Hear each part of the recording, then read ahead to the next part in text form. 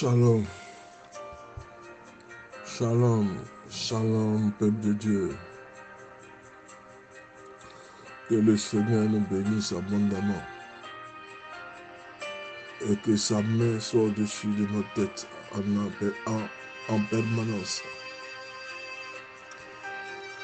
Le thème que je veux voir avec vous, Dieu, un fin conseiller financier, partie 3. Proverbe 11, le verset 25.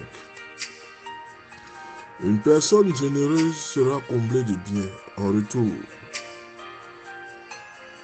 Celui qui donne à boire sera désaltéré. En fait, le texte ne soulève que la générosité. Une personne généreuse sera comblée de biens en retour. Celui qui donne à boire sera désaltéré. Proverbe 11, le verset 25. La Bible nous offre deux autres principes divins. Le premier principe, ne trichez pas sur ce que vous devez à l'État. En impôts, par exemple. Il ne faut pas tricher, il ne faut pas transiger. Le montant qui a été calculé, c'est ce montant-là qu'il convient de payer. Et de nos jours en France, maintenant, la nouvelle stratégie de l'État, lorsque tu travailles et que tu es soumise à l'impôt, il y a un temps où il faut régler l'impôt. Donc si l'impôt n'est pas réglé à temps, l'État lui-même rentre dans ton compte bancaire et l'État se fait payer. À toi de régler le reste avec la banque. Ce qui fait que il y a très peu de personnes, sinon personne, n'est en arriéré d'impôts. Parce que l'État prend ce qui lui appartient. Deuxièmement, parce que nous devons être en règle. Nous devons être en règle vis-à-vis de l'État. Jésus a déclaré ceci.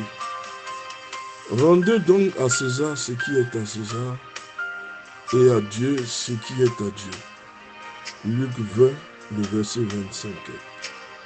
Il ne nous appartient pas de juger comment les autorités qui nous gouvernent gèrent ces taxes. Dieu les a mis en place et nous demande de les respecter. Romains 13, le verset 1. Comment l'État gère cet argent? Nous, ce qui nous intéresse en tant que citoyens d'un État, nous devons payer les impôts à l'État.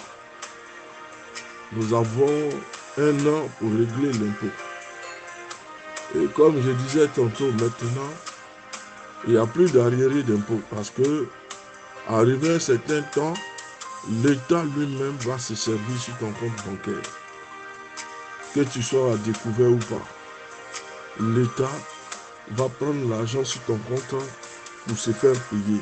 Donc, c'est un principe temporel. Donnons à César ce qui est à César et à Dieu ce qui est à Dieu. Parce qu'à l'époque, c'était la photo de César, l'effigie de César qui était sur les monnaies. Et quand ils ont posé la question à Jésus, à qui devons-nous payer l'impôt? Jésus dit, donnez à César ce qui est à César et à Dieu ce qui revient à l'Éternel. Donc nous devons respecter les principes de la loi, le territoire sur lequel nous sommes. Nous n'avons pas à demander les comptes. Nous payons ce que nous devons payer, c'est tout. Le deuxième principe, si vous donnez à César ce qui est à César, alors donnez à Dieu ce qui justement lui appartient. L'Éternel s'attend à ce que nous lui obéissons. Cela veut dire que nous devons donner le 10e de nos revenus. Apportons intégralement la dîme. Il est bien précisé que nous devons apporter intégralement la dîme. Apportons intégralement la dîme à la salle du trésor.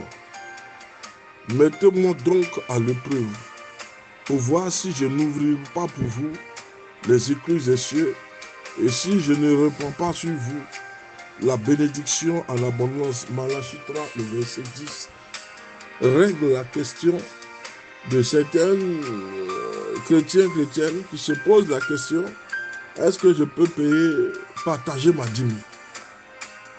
Donc ça règle automatiquement la question parce que quand nous lisons le Malachie 3, le verset 10,